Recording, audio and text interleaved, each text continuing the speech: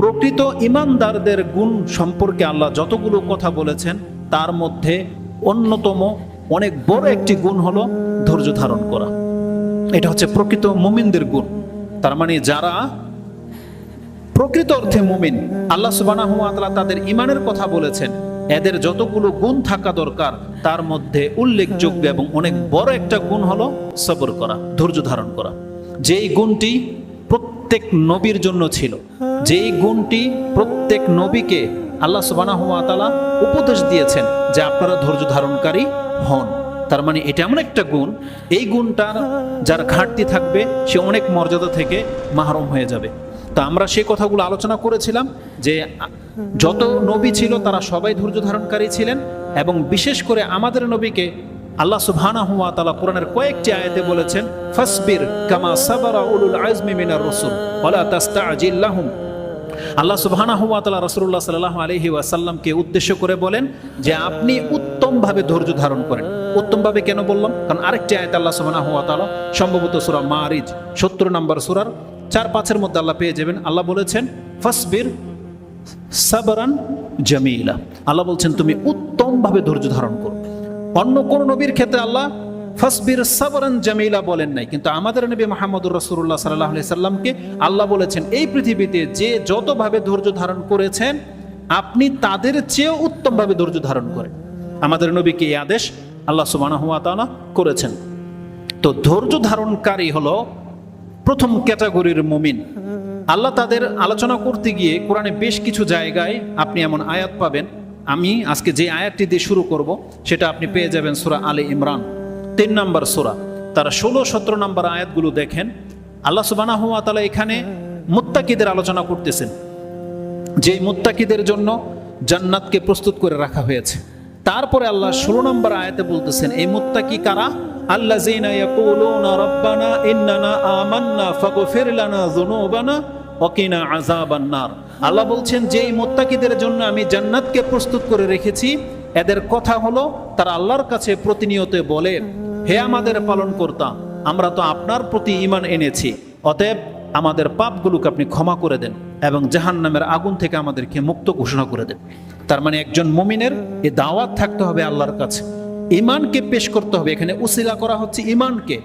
আপনি যখন আল্লাহ সুবহানাহু ওয়া তাআলার কাছে দোয়া করেন, বৈধ উসিলা কি?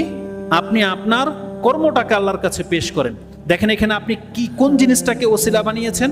আল্লাহ বলতেছেন, আল্লাহ নিজে শিক্ষা দিচ্ছেন এই দোয়া যে মুমিনদেরকে এইভাবে দোয়া করা উচিত।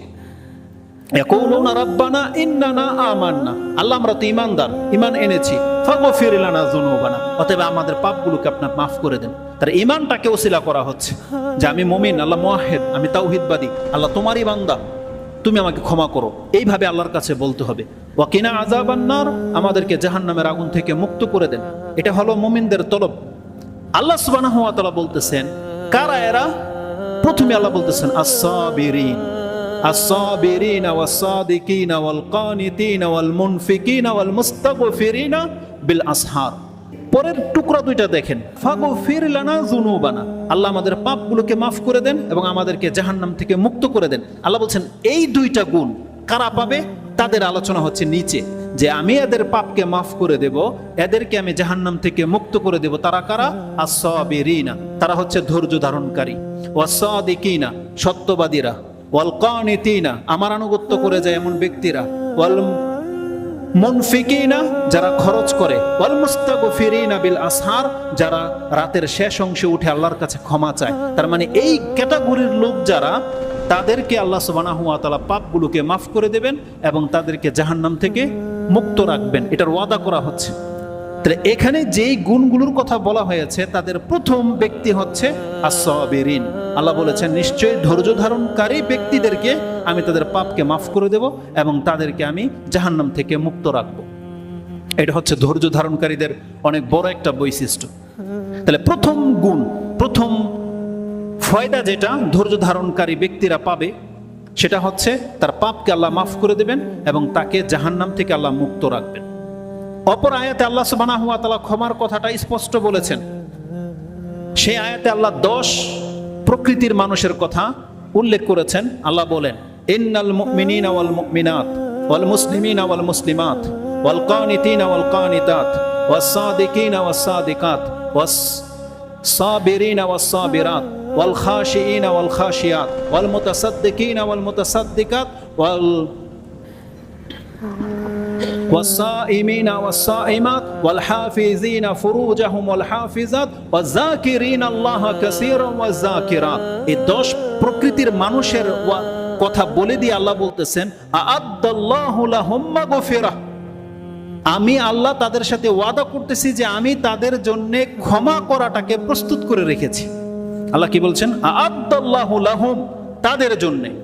আল্লাহ বলতেছেন আমি তাদের জন্য প্রস্তুত করে রেখেছি মাগফিরাহ, তাদেরকে ক্ষমা করে দেওয়া হবে।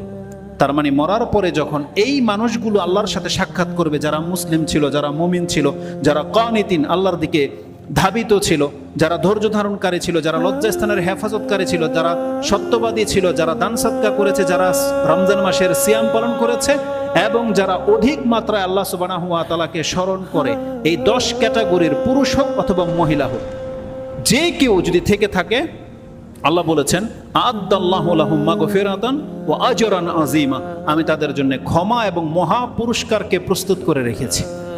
তাহলে আল্লাহ সুবহানাহু ওয়া তাআলা এখানে ওয়াস সাবিরিনা ওয়াস সাবিরাত,